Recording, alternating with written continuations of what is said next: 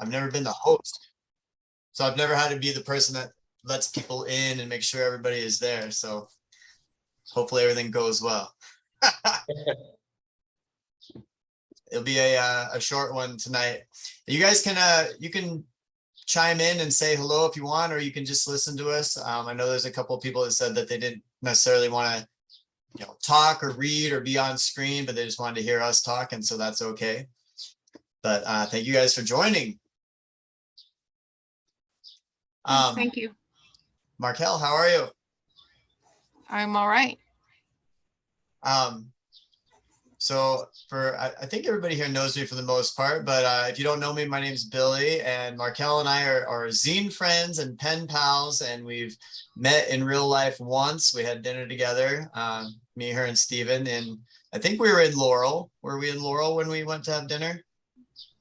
No, I think it was near Laurel. It was close. somewhere out there in Maryland. Yeah, I've done a lot of zines and I've done a lot of books, and little by little I want to get into helping other people put out their zines and put out their books. And Markell started sharing stories with me and about sports stuff, and I just loved listening to Markell talk about sports. And I was like, you should put out a book. And she was like, oh, I don't know if I know how to put out a book, or I wouldn't know where to start. And I was like, well, I'll help you do it. Let's figure it out. So yeah, she needs a lot of encouragement to put out a book. She's really good at telling other people what to put into their books, but she needed help with her own book. But yeah, Markell's helped me with a lot of editing on my zines and editing on my books and stuff. So it was nice that I could return the favor and do a little bit of editing. And it's really satisfying to catch Markell with a spelling error or a grammatical mistake. It's very satisfying to be like, yo, there should definitely be a comma right there. Like, I can't believe you missed that. Well, I'm glad I could satisfy you. I'm sure she did. She did it intentionally just to test you. It must have been. So yeah, she started, we worked on it pretty much. I mean, we've been working on it kind of for a year, mostly through last year. And for those who don't have the book or haven't seen it, it's called Adventures in Athletics. And Markell said the color looks weird when I show it. It's because at this time of day, I have sunlight coming right through my window right here. I have a west facing window, so I have orange light coming in, but it's like a blue cover. It looks kind of turquoise here, but yeah, it's just a collection of Markell's sports stories, which I just think I think the way she tells stories about sports specifically is really amusing, because she's kind of a sports person, but she's kind of not a sports person at all. So it's great. It's a good take on things. So I thought tonight maybe we would just go through it and talk about it and read a few stories. I'm going to read one that I wrote. Mark, are you going to read one also? Sure. Cool. I don't know if Markell is going to read one or not. She said she was camera shy, but she has allowed herself to be seen here on screen. So, well, it doesn't seem fair for me not to, but I'll try to avoid it if I can. He's going to read one, but he seems to be having technical difficulties since I just see his name and not his face. I could read one of yours if you want. Huh. I was just there. Oh, I What heard you. happened here? I just can't see you. Yeah. He's probably in the same house. I'm sure you could find Oh, him. start video. Is this thing on? Oh, there he is. And he's the technical advisor of that. Yeah, that's my technical director right there. we had to have a little like run through, like me, Markell, and Steve earlier this week to make sure that all of us knew what we were doing in regards to Zoom. They haven't really used Zoom, and like I said, I've used Zoom, but I've never hosted the Zoom meeting, so it's kind of fun. I have the cheap free account, which means that this will be a 40-minute session, and then it kicks us out. So the good news is we're not going to be here all night. We're going to be here for about a half an hour, and then that'll be it. So yeah, I don't know where to start. Do you want to start talking about a little bit more about how we made the book, or should we just start reading some stories, Markell? Well, I'll just say that you suggested that I do a zine, and I didn't want to do a zine because I was done with my sports life by then, since I couldn't run anymore.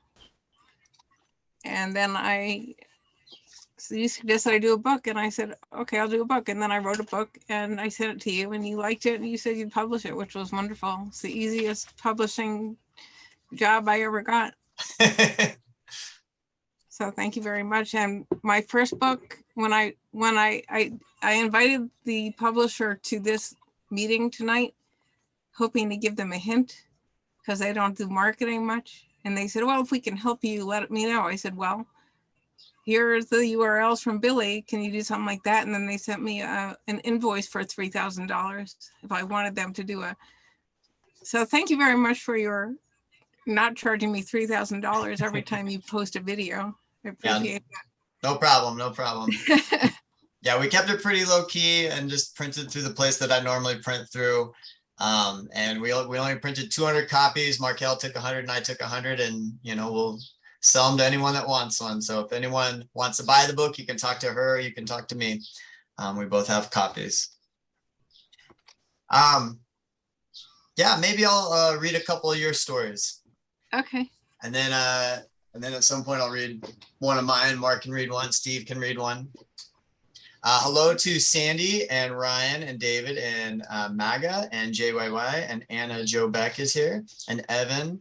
I know half of you. I assume Markell knows the other half. We have a little chat on the side too. If you guys want to chat and say hello to each other while we're reading, feel free to chat. Yeah, so these are all just short stories. Just most of them are just one page.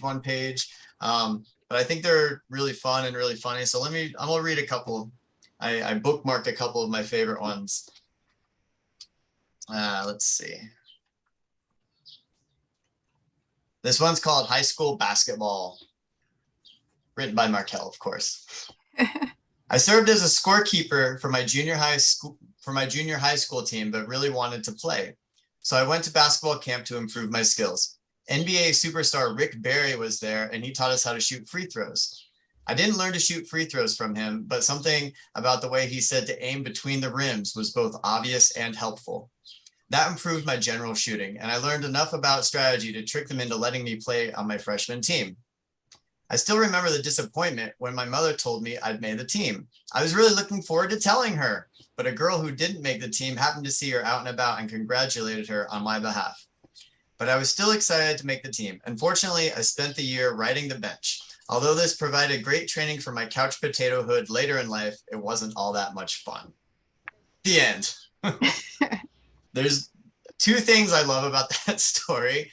One, that she met Rick Barry, who I think is great, and who she probably didn't know who he was and didn't care who he was.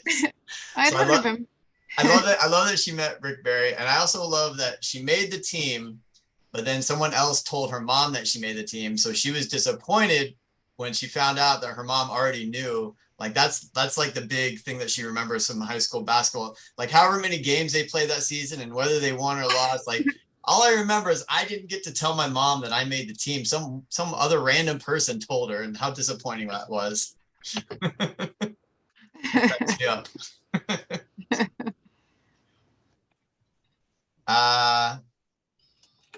This one is called That Irresistible Bowling. During one trip home to New Jersey from college, a favorite high school DJ was doing a DJ gig at a bowling alley. My roommate Dora and I went to visit him. We got a lane and started a bowl before saying hello. He noticed and came over to our lane and incredulously asked, "You're bowling?" It didn't occur to me until that moment, or possibly this one, that he probably expected us to just go hang out in the bar and chat with him. But how could I go to a bowling alley and not bowl? That also cracks me up. Because I just think of you and your roommate Dora as being like these cool, hip young ladies, and the DJ's like, "Hey, I'm doing this gig," and like he thinks it's like the greatest gig because he's at a bowling alley, and then you're just like, "Cool, we'll go bowling." And like, I don't know. I like that the DJ was disappointed that you were bowling. He came to see me he came to see us while I was in the bathroom and danced with Dora and left, and I never saw him at all that night. And I looked him up and sent him a copy of this book, but I haven't heard from him, so we'll see. So I lived in Chicago for 10 years, from 2000 till 2010, and there was a famous bowling alley there, famous in my world, called the Fireside Bowl. And Fireside Bowl was also a bowling alley, but it was like a punk rock venue.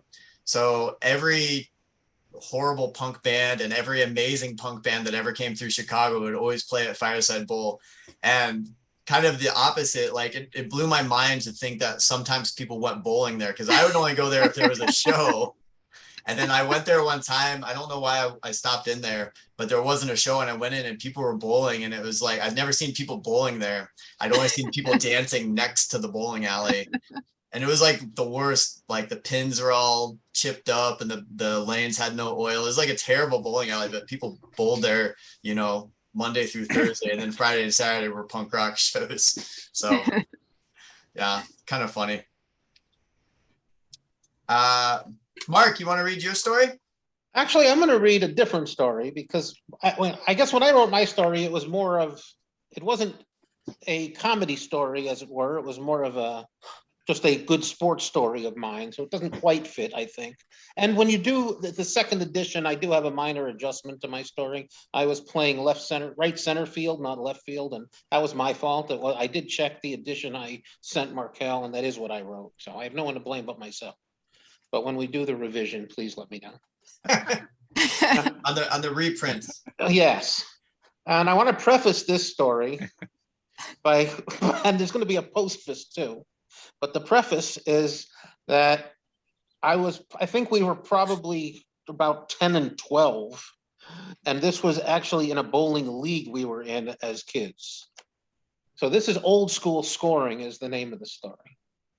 Scoring used to be half the fun of bowling. When my proofreader and husband read that, he questioned it, only half the fun?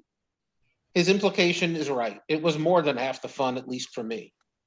When you asked for a lane, they used to hand you a score sheet and a pencil, and you'd sit at a little desk and fill out the number of pins, do the arithmetic for spares and stripes, and even sharpen the pencil once in a while. I found that very satisfying. At some point in my school days, I was introduced to the European style numeral 7, so I would cross my 7s, which I still like to do sometimes to distinguish them from 1s. However, this really irked my brother for some reason. I guess he was taught how to write a 7, and gosh darn it, that's how a 7 should be written.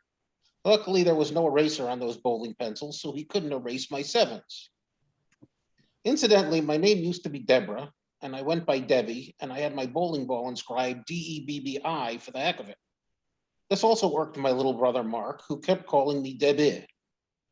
I secretly agreed with him that the DEBBI spelling was silly, but I wasn't about to admit that. Nowadays, scoring in bowling alley is automated. They even took away the little desk, so you can't even keep your own score for the fun of it.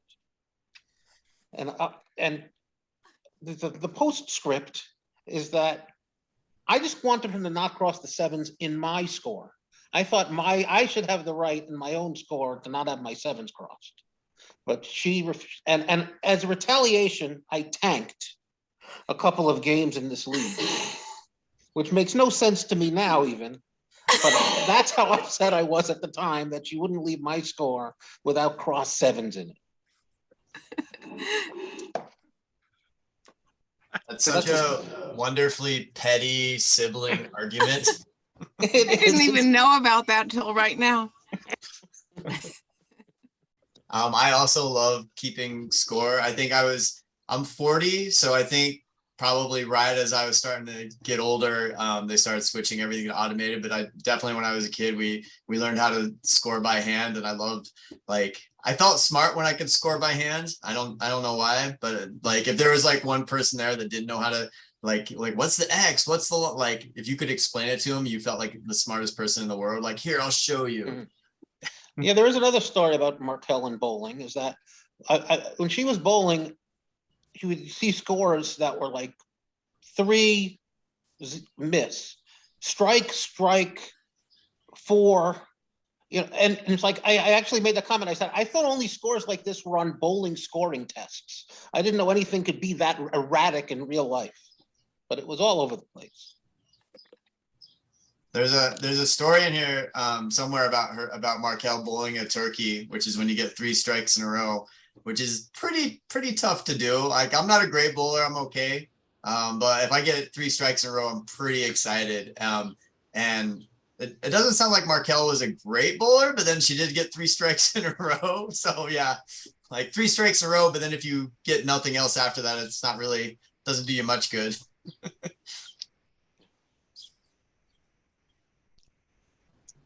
Maybe I'll read my story that I wrote for this. Ooh, a bowling pencil.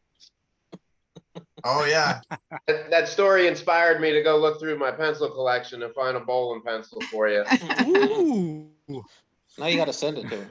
So there's a big one. And it's from Jersey, just like Ah. us, Markell. All right, very good. Thank you. For those that don't Hey guys, know, I got to split in like 2 minutes. There was nothing you guys said. Thank you so much for having me. Markell, was awesome to meet you. Thank you. Yeah. Congratulations on the book, Billy. Always good time to I'll see talk to you buddy. later. I'll talk to you later. Yeah, for those that don't know, Ed is a pencil person and a pencil collector and writes a zine about pencils. So it's funny to think about bowling pencils now. I think about bowling pencils and golf pencils. They're like the exact same pencil, like short, no eraser. I guess golf pencils are probably still used pretty, the same as they always have been.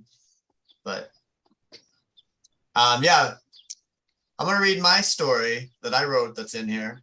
It's a little bit of a longer story. It's 2 pages instead of 1. Wow. Yeah. My story is called "The More We Drink, the Better You Play," or "Drunk as a Skunk." This story takes place, well, I guess I say where it takes place. So I'll just read the story. I was 23 years old and living in Chicago when I joined my buddy's slow pitch softball league. Each team in the league was made up of coworkers from different local businesses, and although I didn't actually work at my buddy's bar, they needed one more player, and I was it. We were horribly unprepared, which was obvious from the first pitch of the first game. Every other team in the league practiced throughout the week, had set positions, and knew their batting order. Very simple things that had not occurred to us. The main thing we'd remembered was to fill that orange 5-gallon water cooler with alcohol so we could drink our Gatorade throughout the game, all incognito and whatnot. The games were scheduled for 7 innings, but by the 3rd inning of our first game, the umpire came over to tell us we'd already lost. Our demand for an explanation reeked of belligerence and Long Island iced tea, as the ump informed us that the skunk rule was in play. Apparently, if a team managed to get a lead of 25 runs or more, the game was over. So in the third inning, this game was over.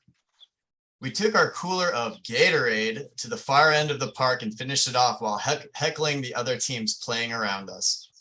The next week, we were more determined. We were more determined to play better, but we did not. We managed to score 1 run, which was a small victory, but we're still skunked by the 4th inning. The following week was the same, and by the week after that, we'd earned a reputation. Umps were drawing straws to determine who would get stuck on our game, and our drunkenness was no longer a secret. Everyone hated us, mostly because we were having the most fun of anyone in the park.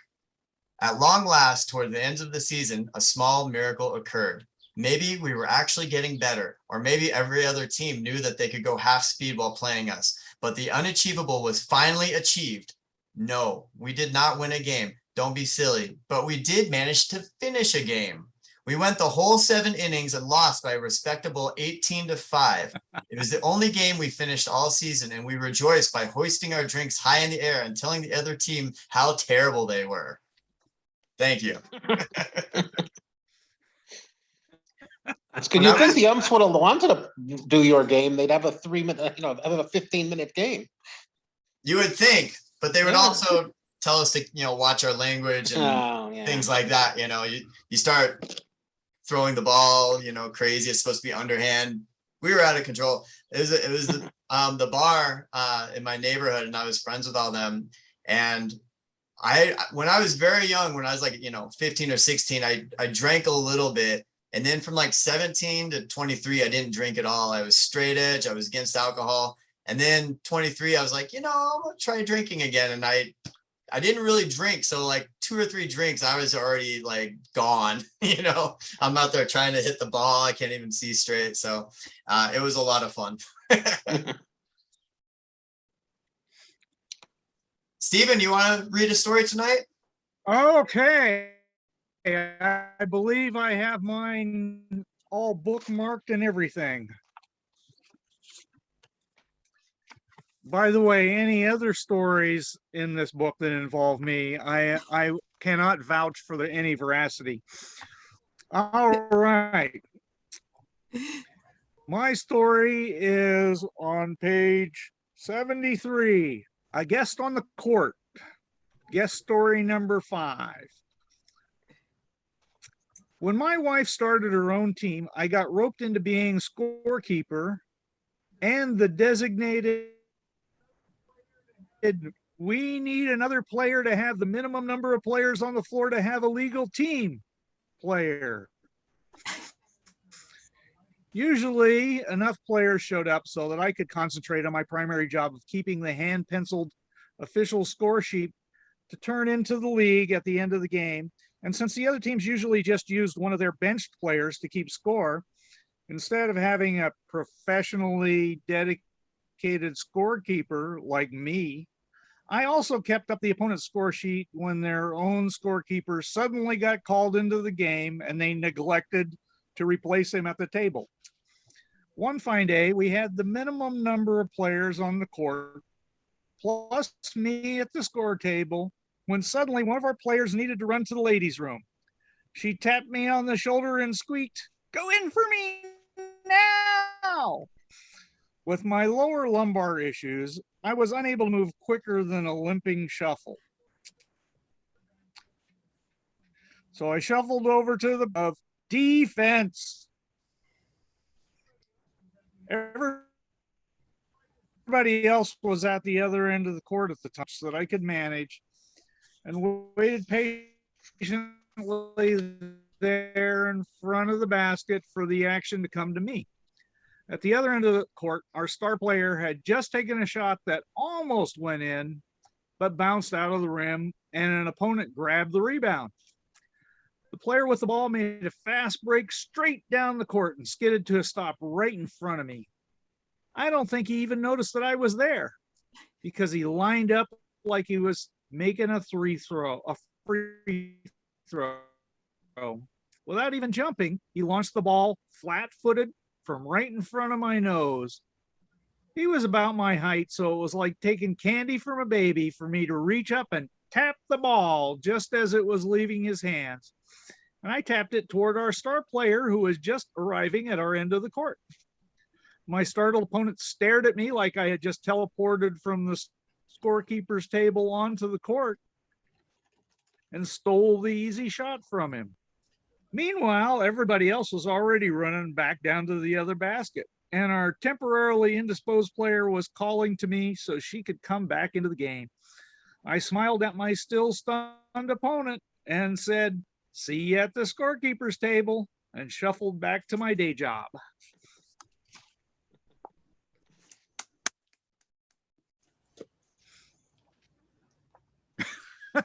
Thank you, Steve, And that concludes my story. for your service on the team and for your story. Yeah, that story cracks me up too. I love imagining a player that's got like the easy layup and then all of a sudden, what the heck's going on? I didn't even know you're on the team. Why are you here? What's happening?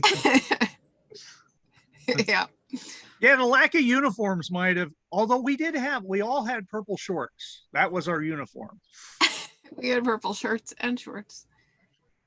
And we had purple shirts too? We did. And that would be so far, that's the one video that I'd like to see the most.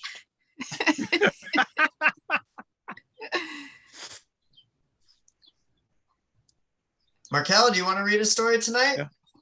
I feel like it's only fair. I could read any story. I could read somebody else's story too. No, you should read one of yours. Okay. I'm not sure which one to read. But here is one. I just opened up to a short one.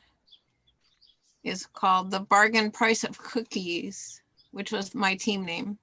The cookies were the team name. After I could no longer play basketball, or should I say run without tripping, since the jury is out on whether I could ever play basketball, I sold the team to one of my players, Hal. After much negotiation, he offered me a bottle of green Gatorade. I negotiated my way to selling the cookies for a bottle of red Gatorade. That's my bargaining power. It's very good. Yeah, green is the worst flavor of Gatorade. Well, I don't know about that, but red is the best flavor. So I haven't had a Gatorade in years. And today I rode my bike to the store and got a couple things. And you know, it's New Mexico, so even at 11 in the morning, it was 90 degrees, and I'm like, I need something to drink on the way home. And they didn't have Gatorade; they had Powerade.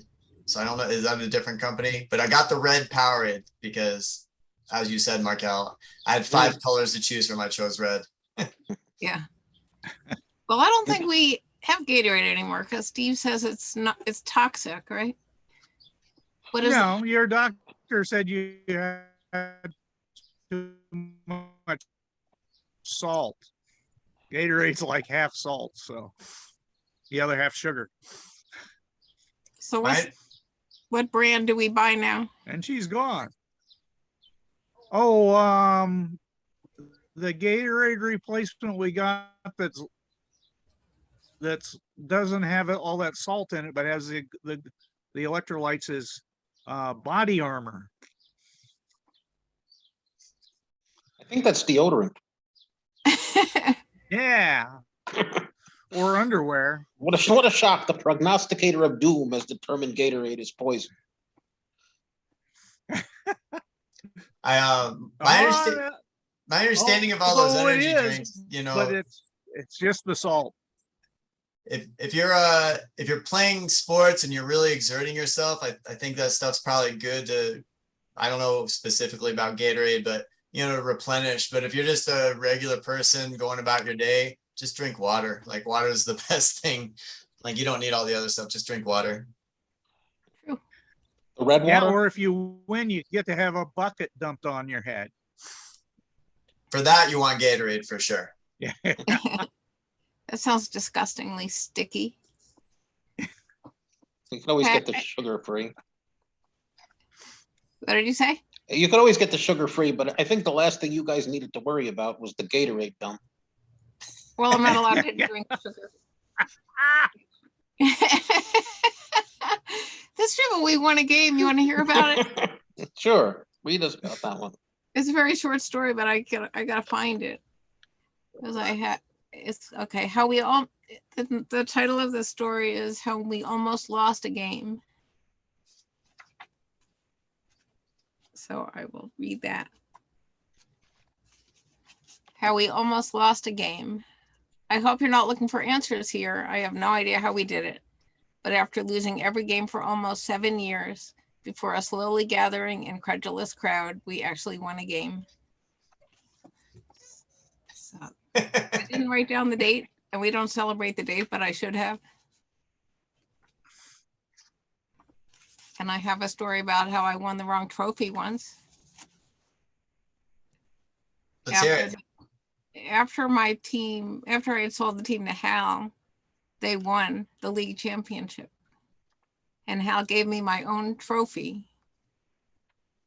And it said, and I wrote, unfortunately, the markings on the trophy read disabled list. And they should have read MVP, since I didn't show up at all. If I'd shown up, they wouldn't have won the championship. So it is my contention that by virtue of staying home, I should get credit for being the most valuable player. I like that. That's funny. That's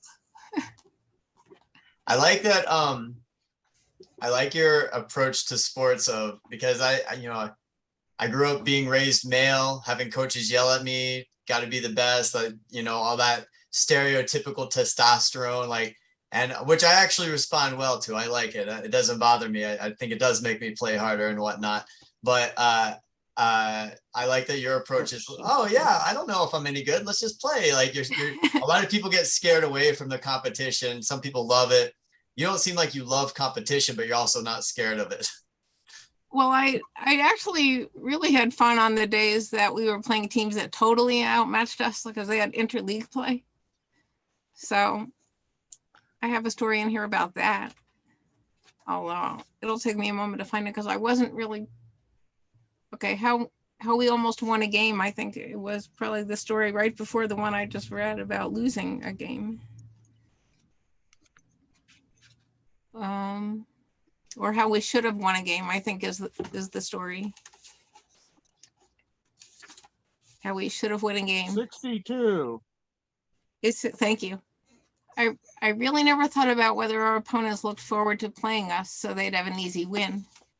One of our opponents, who clearly outclassed us, was wiping the floor with us. They were doing a full court press, which takes a lot of energy and is usually reserved for the end of a game. I was thrilled. I was so glad that our opponents had decided to challenge themselves on Cookie Day, and I could tell it was going to be a challenge to score even 1 point. However, the referee was obviously unhappy.